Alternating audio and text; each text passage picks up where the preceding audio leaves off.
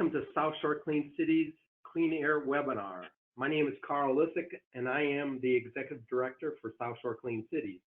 This webinar is being recorded and will be posted on South Shore Clean Cities website. If you have any questions, please type in your question on the question box.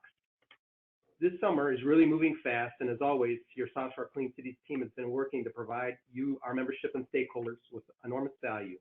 This has included to date educational and financial opportunities for you to learn about clean diesel, green fuels, safety, alternative energy, and overall energy saving opportunities, grant opportunities, and to stay on top of sustainable trends and other upcoming green events. South Shore Clean Cities is a 501c3 nonprofit that creates business and service opportunities. We are committed to meet your present and future sustainable needs. By working together, we have the opportunity to leverage programs and relationships that create a greener and more sustainable planet. I do want to reference our website, southshorecleancities.org. We have many of our upcoming events and projects, as well as remind you that we are hosting our 5th annual Clean Air Golf Outing that will take place on September 19th. This year's golf outing is being held at the beautiful River Point Country Club in Hobart, Indiana. We anticipate well over 144 golfers this year and invite all golfers and non-golfers to participate to help us improve air quality and reduce our dependence on imported oil in our great state. So if you have any questions on the golf outing or on the DieselWise grant or membership opportunities, please call our office at 219-644-3690. It is my pleasure to introduce our speaker today, Mr. Shawn Seals from the Indiana Department of Environmental Management. Shawn is the Indiana DieselWise Administrator, and he'll be speaking today about the 2017 DieselWise Indiana Clean Diesel Across Indiana grant opportunity. Ladies and gentlemen, Mr. Shawn Seals. Good morning, everyone. First, I'd like to thank everyone here at South Shore Clean Cities for hosting this webinar to get this funding information out as soon as possible. This solicitation actually went live just last Friday, so you're some of the first ones to actually hear about it, not only see it on the website. So with that, just a reminder, if you have questions, go ahead and post them online. They'll pop up here, and hopefully we can get through all of them. So let's go ahead and get started. Let's talk about what we're going to talk about. So we're going to touch base a little bit on why clean diesel. Why does it really matter? Why do we put our time and energy and funding into cleaning diesel across Indiana? We'll then move to determining what projects or what applicants are eligible. Who can apply for these funds? We'll then touch on what types of vehicles, engines, and equipment fall into the eligibility of this particular round of DieselWise. Moving on to what the amount of funding available this time around is going to be, followed by what projects are eligible and how much DieselWise Indiana will cover of those projects.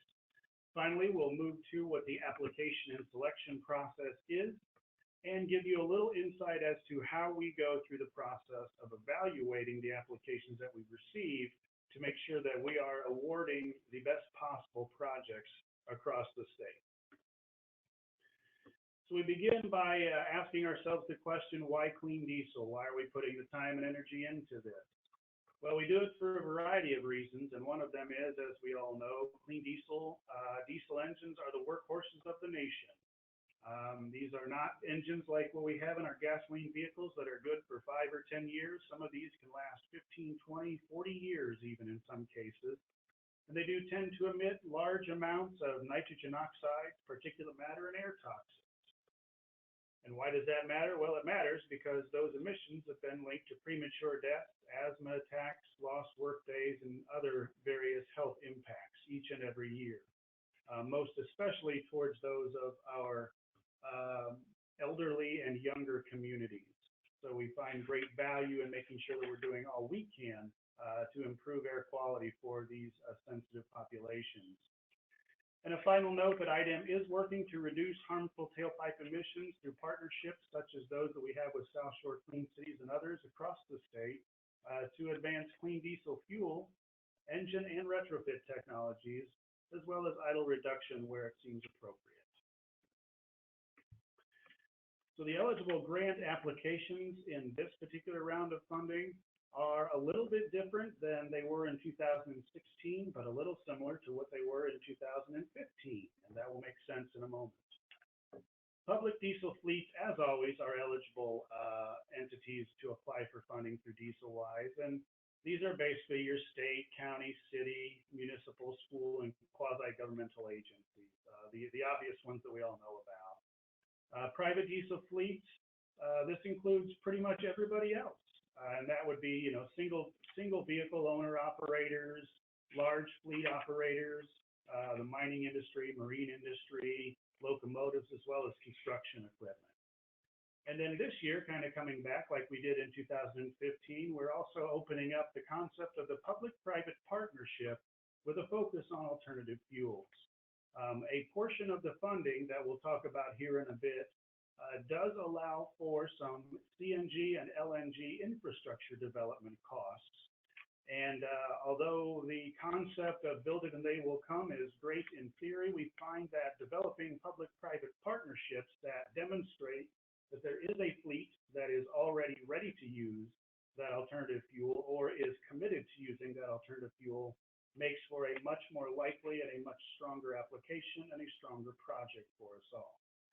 And the public need language that you'll see in the solicitation does confuse some.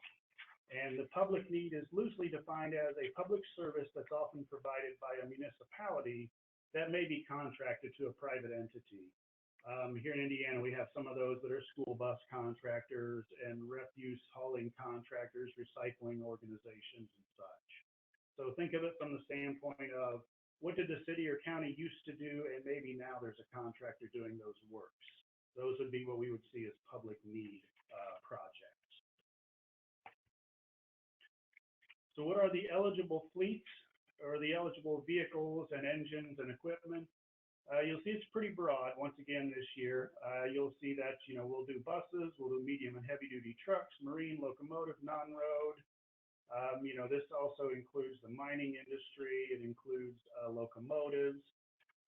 And one of the things that you won't see on here, but also should have been included up probably on this presentation, even though it's not a vehicle, engine, or maybe not even equipment, is the infrastructure. And if you look at the solicitation itself, you will see that the infrastructure costs that are eligible under DieselWise is pretty wide and pretty broad and does handle or at least allow you to use the DieselWise funding that's currently available for much, if not most, of the potential costs of an infrastructure development project. So this year, we're looking at about $750,000 being available. Last year, for those that recall, the number was significantly smaller.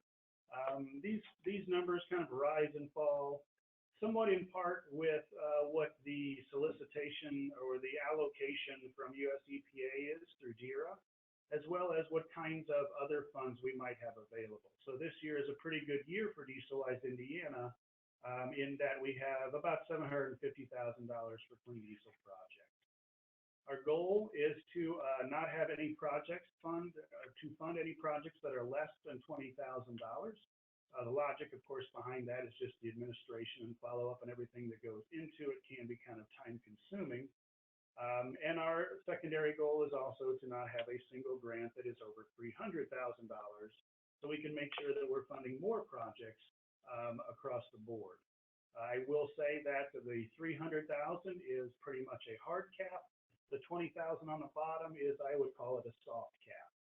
If we have a really, really great project, it scores well, that the technical reviewers really like, and it happens to be an $18,000 project, we will certainly consider that one for funding.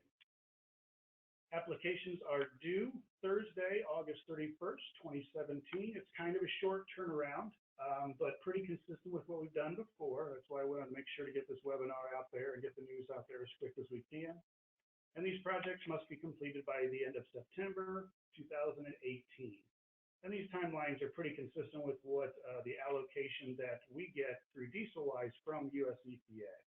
So that's where those figures and those dates really are coming from. So now let's go ahead and talk about what the projects are and what DieselWise Indiana will cover. There are a variety of project types, and for many of you, if not most of you, this is not new information. This is pretty much the same stuff that you've been seeing for a while, but what you will see is that sometimes the percentages of what we will be able to cover will vary. I will make a broad statement that when we look at some of these percentages that DieselWise will cover, in large part those max percentages that you're seeing will be associated with, in many times it will be electric or hybrid or total electric types of applications. This, once again, is consistent with how US EPA allows the funding matches from their allocations. So kicking off, we have the obvious, the verified retrofit technologies. These are not as common and as popular as they used to be, but we know that there are fleets in Indiana that still could use diesel particulate filters or maybe closed crankcase ventilation systems. These are the rare bird in the mix that are covered up to 100% through DieselWise Indiana. We'll also cover verified idle reduction technologies, and these have a kind of a broad range, if you will. The typical auxiliary power units that you'll see on over-the-road trucks are covered. Fuel-operated heaters are covered. Battery air conditioning is covered. Thermal storage is covered. This also plays into the shore power concept, so you'll have those as an option too. Which, you know, if you need a little more information on those, you can certainly take a look at the solicitation. But that's basically just a plug-in option, if you will. You'll see that these are covered up to 40%, but that is covered for a certain type of retrofit that is an idle reduction technology. Diesel engine upgrades and remanufacturers. We haven't seen a lot of these lately. They typically are the installation of hardware or maybe some software flashing that'll potentially lower the level of diesel emissions from the tailpipe of the vehicle. There was a point in time where these were really popular. There is a certain generation, if you will, of diesel vehicles in the fleets that this could be a benefit for. DieselWise Indiana will cover up to 40% of those costs. Certified engine replacements, and you'll see that a lot of these things will say US EPA verified or US EPA certified, or in some cases they'll say California Air Resource Board or CARB verified or certified. All of the technologies that will be used through DieselWise must be certified or verified through EPA or CARB. And there are websites within the solicitation to make sure that what you're looking at actually is a certified or a verified piece. The logic, in short, behind that is DieselWise Indiana is pretty much a one-man shop, and that would oddly enough be me. And there's not enough, there aren't enough hours in the day for us to really be able to quantify for you what the true emission reduction potential of your projects would be and your technologies might be. By having them EPA and CARB certified or verified, we can go into these projects knowing that this is good, solid equipment that's already been proven to reduce emissions by whatever that percent is. So the certified engine replacements are when you're basically pulling an existing diesel engine out of a piece of equipment that may still be operating pretty well other than the power plant itself, and you're replacing that with a newer engine of either another diesel, maybe an alternative fuel, could even be a hybrid, along with the emission control equipment. It has to be done in a package, obviously, because when you're going from older technology to newer technology, the electronics aspect plays an important role. We'll cover up to 60% of those types of projects. EPA certified vehicle and equipment replacement. You used to hear the term repowers. You'll notice that you're not seeing the term repower in this solicitation nor in this presentation. What you're seeing as an engine or an equipment replacement, that in essence is what we used to call a repower. But the certified vehicle and equipment replacements, that's taking an entire vehicle out of service and replacing it with a newer, cleaner vehicle that serves the same purpose. Depending upon the application, DieselWise will cover up to 50% of those costs. We also will cover,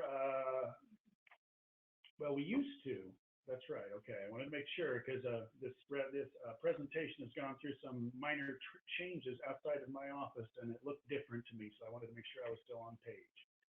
We will cover EPA or CARB verified aerodynamic or low rolling resistance tire project, but they have to be paired with something else.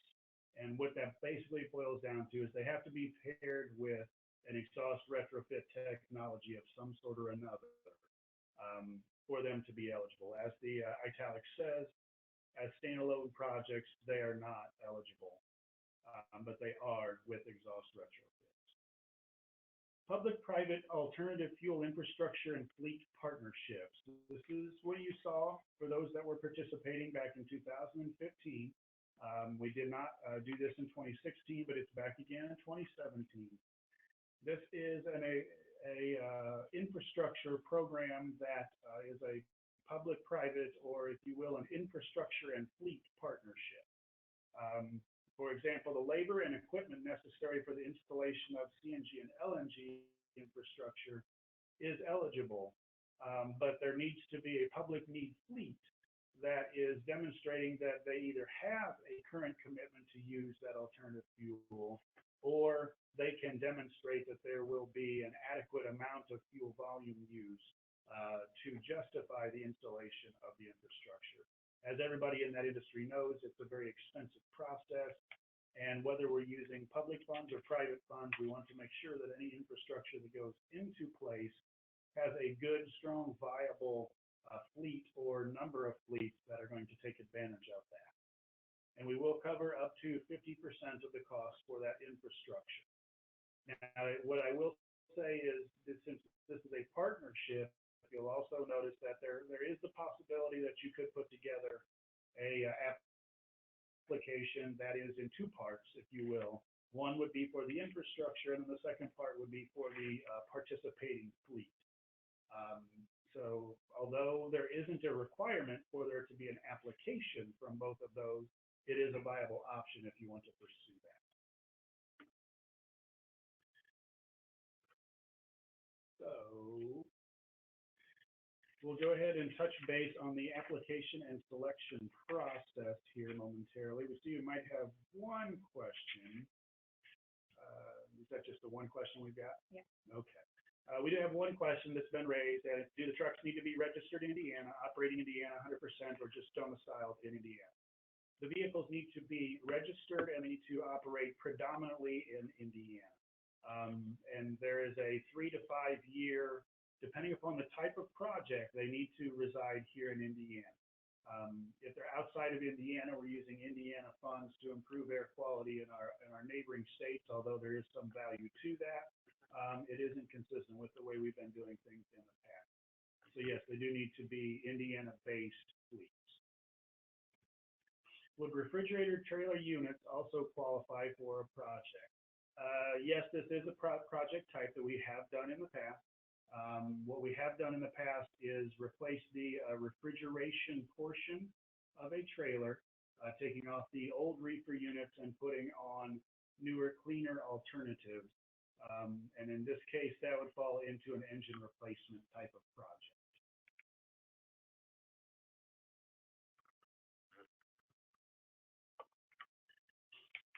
Moving on to the application and selection process.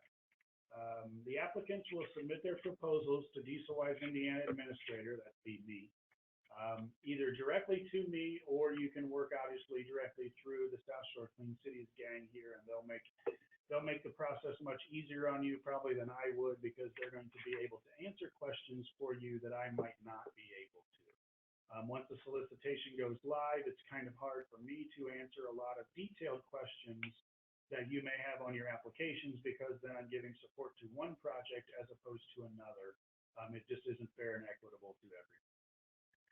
So those will be submitted to me, whether directly by you or through an organization such as South Shore Clean City. Then we'll have a technical staff that's going to review, score, and rank those proposals. I will take that first look at them. Then I typically have a few people that I will ask to also take a look at them to see if they see something appealing or unappealing within a project that I may have missed. After that, we'll kind of put all of our numbers together and we create that ranked order, if you will, of the proposals. Based on that, we're going to finalize our funding recommendations, and you'll notice that it says based on score, rank, and other factors. And those other factors are things that may happen somewhat outside of, if you will, the quantifiable evaluation criteria. And examples of those could simply be, there are from time to time some projects that are just really good, really solid, really valuable projects that for one reason or another, maybe they did not necessarily score as well as they could, but they have a great promise for that particular area. Once we are done with that, we will develop a grant agreement, and that grant agreement would be executed by all of the parties. And the grant agreement process is a little bit different within the state. For those that have participated, you know this. For those that don't, it's just kind of good information to have. And Carl will, and the gang here would be able to help you with any of the more detailed questions. But our grant process used to be all hard copy. Now our process has become much more electronic. And what will happen is that you will, instead of you receiving a paper copy of a grant, as soon as we reach out to you and potentially offer you an award and you accept the award, then you'll be directed to go to the Indiana Department of Administration's website and set yourself up as a vendor or something else. The term escapes me at this moment, but you'll go online, you'll get yourself set up so that we can electronically send the grant agreement to you. You'll click a couple buttons, then you'll sign it, and then we'll be on our way. A key thing is, as it relates to the grant agreement is what you see here as number 5. And that's upon full execution of the grant agreement, you can begin your project. And what that basically is telling you is that until the Attorney General's office signs your grant agreement, hard copy, electronic, or otherwise, the state doesn't actually have the statutory authority to reimburse you. So you can do all the pre-planning that you need to do or want to do, but any costs that you want to get back from DieselWise Indiana as a part of the project cannot be incurred until after the Attorney General's signing date.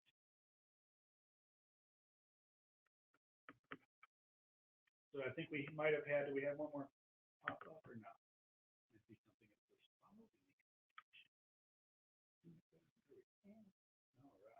Hey, we found more questions. Let's see, let me go ahead, I'm going to rip through some questions here. The question that was raised was examples of some successful DieselWise award projects that involve South Shore grant writing. And the question also is, do you need to be a member of South Shore or Green Fleet member to have them help with the grant? I believe the answer to both of those questions is yes, and we've had a lot of really, really good DieselWise projects that have been funded through or as a part of partnerships with South Shore. One of those that stands out here recently, there was a large event in South Bend, and in South Bend, DieselWise Indiana provided some funding for some CNG powered transit buses, as well as provided some funding for the infrastructure development. We've done, obviously infrastructure projects, CNG types of projects, lots of the basic projects. We've done a lot of school bus projects up here. In all sincerity, if you can think of a project, it's probably something that we have done up here in partnership with South Shore Clean Cities. So be sure to reach out to them and they'll help you through the process. The question is raised that the solicitation lists hybrids as eligible for funding and asks, does it include hydraulic hybrids as long as they are a verified technology? My interpretation of that is yes. What I do from an eligibility standpoint is DieselWise Indiana is very much a pass-through of the DERA state allocation program that we get from EPA. So whatever EPA is seeing as eligible when they're allowing us to pass through these funds, for the most part, that's how I deem eligibility also. So the answer to that would be yes. And then the question is, are leased vehicles eligible for funding? Are there any special lease provisions that must be followed in the application? Leased vehicles, although one could say they would be eligible for funding, here is the challenge. There is a project period that exists, and once that project period ends, any funding beyond that period would not be reimbursable. So leased projects have some eligibility, but they create a lot of confusion. And what will happen is you'll have a $100,000 project potentially where somebody might feel that they are entitled to $100,000 in reimbursement, but in their lease payments over the 18 months project period, they've only paid out $20,000 in lease payments. That's all we would be able to reimburse. So if for all practicality, owning the vehicles, and if the language of the grant agreement typically will state that the vehicles need to be owned and operated, not leased.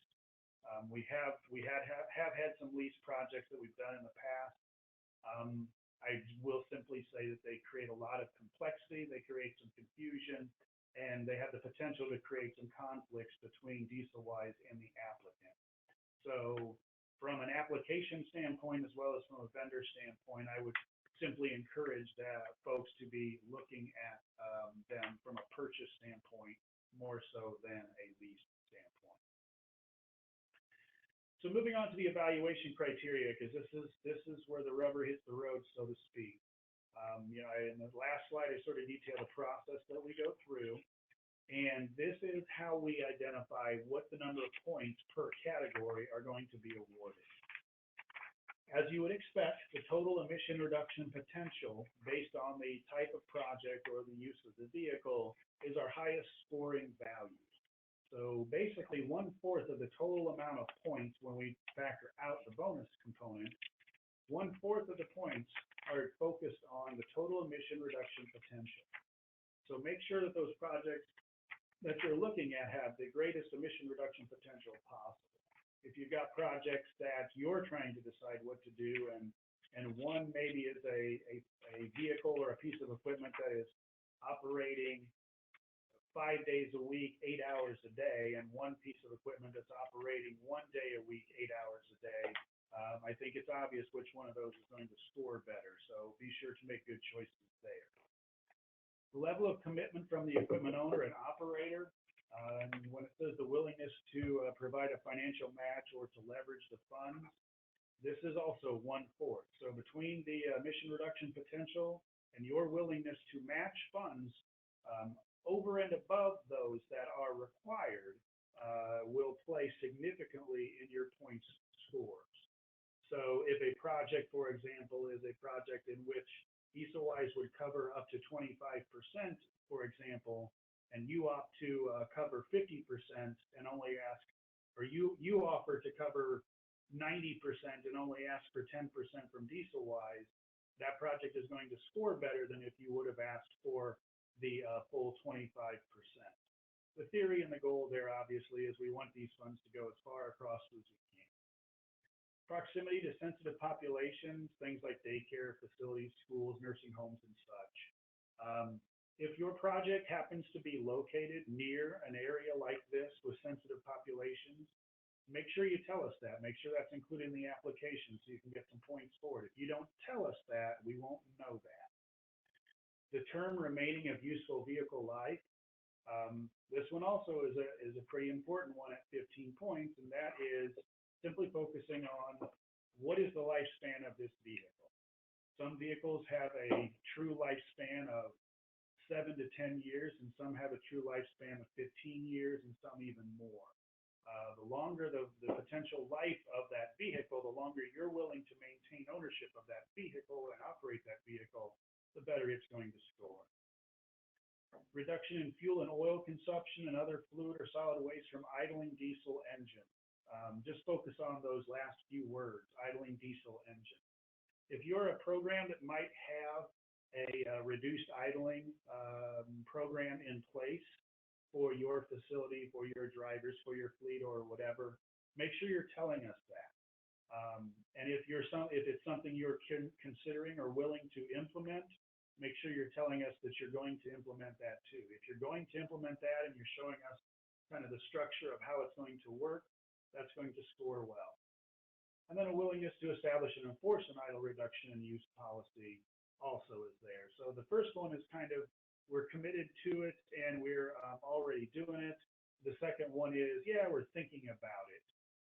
So just make sure that you're telling us those things. Touching quickly on the bonus points, if it's an Indiana-owned and operated business, you're going to get up to 5 points for that, but you'll need to include an Indiana Economic Impact Form. And then if you're an active participant in the state's MBE, WBE program, be sure to tell us that also. You'll get up to 5 more bonus points there. So I think a key thing, just to circle back from top to bottom in the evaluation criteria, is don't presume we know anything. Presume that this application is going to someone other than me that understands what all of this means, and other than me that is familiar with the areas that are most sensitive and least sensitive. Make sure that you're detailing all of those things possible so that you can get the highest point amounts possible. And that, I do believe, ends our presentation for the day. So we're going to take a quick look, see if we have any more questions that might pop up here. And as that last slide shows, if you want to hit the DieselWise Indiana website, there's the link for that. It's kind of a complex website. If you just want to Google DieselWise Indiana, that'll get you there too. IDEM's website is there, my email and my phone. So you can reach out to me with anything that you have, but you're also, of course, welcome and encouraged to reach out to the folks here at South Shore, because generally speaking, if I can answer the questions, so can they. So, do we have, we're looking for more questions at this point. We'll give everybody a couple minutes because sometimes typing these out can take a little bit of time. We do have a couple people in the room here. If they have questions, we can certainly take those questions as well. Okay, one of the questions that was raised was, is propane infrastructure allowed, or is it eligible?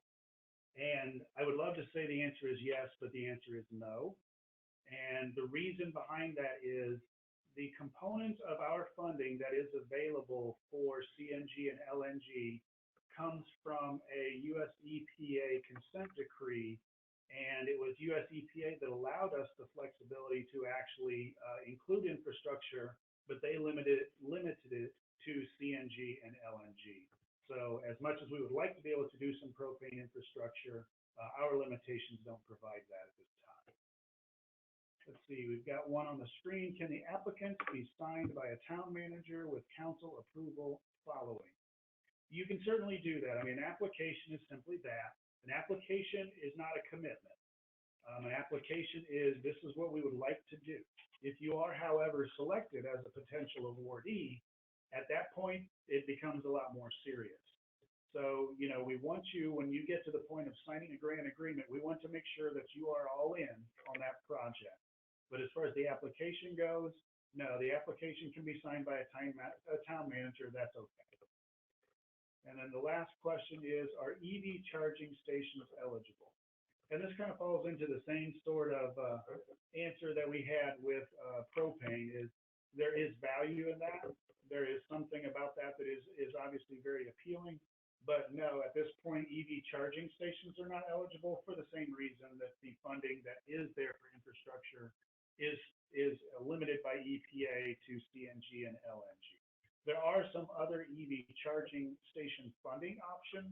I will openly state that is not my area of expertise. That is definitely an area to reach out to the folks here at South Shore about. Next question is, can an alternative fuel vehicle purchase be funded without replacing an existing fleet vehicle? The answer to that is another unfortunate no, but if we think about this, if the program is a replacement program, if we're not taking a vehicle out of the fleet, we aren't replacing, we're simply adding to the inventory of a particular fleet. So no, unfortunately, that isn't the case. You can replace a diesel with an alternative fuel. You can repower a diesel or do an engine replacement on a diesel to alternative fuel. But if you do replace or repower, you need to demonstrate that the power plant is no longer operable. Alrighty. Those are the questions that we have at this point. Anything else from folks in the room here? Well, with that, I thank you all for your attention. Once again, I encourage everybody to reach out to the folks here at South Shore for the any additional questions you may have. You're obviously welcome to give me a call, but you're also encouraged to reach out to the folks here because they are more than likely the ones who will be helping you with an application. If you have those questions, keep in mind the end of August deadline for applications. It does take a while, whether you're doing the application or someone here potentially at South Shore is doing the application. It does take a while to get these things done. So don't wait until the last minute because that could potentially take you out of the running. One last question that was raised is, are the handouts on the web? And the handouts will be the presentation and the solicitation itself. I believe there is a link for the solicitation, and it will be on the website. And then I think if South Shore is willing to put the presentation up, this presentation will certainly be up there. The question was raised, can you apply for more than one project? And the answer is absolutely. What we will have, you'll also notice that within the solicitation, even though if you apply for $100,000 worth of funding, we may reach out to you and say, you know, it's a great project. We'd love to award the project, but $100,000 is more than we can really put into this if we want to spread these funds across the state in the way we want to. We may reach out to folks and say, you know, would you do the one project for 75% or 75,000 as opposed to the 100,000? You can apply for more than one project if you want to, whichever one scores better is more than likely the one that would be identified. I will say that the language of the solicitation, I believe, says that no single grant will be more than $300,000. That does not necessarily mean that one entity couldn't receive more than $300,000. It would just be awarded in 2 grants if they were obviously really, really, really good applications. I believe that looks like that is the end of our questions. So with that, once again, thank you. I'm going to pass it back to the folks at South Shore, and they will close us out here. Well, again, thank you to our speaker today, Mr. Shawn Seals from the Indiana Department of Environmental Management. And as I said, if you have any questions that we can be of assistance to anyone, please contact our office at 219-644-3690. And that concludes our webinar today. Thank you for joining us. All right.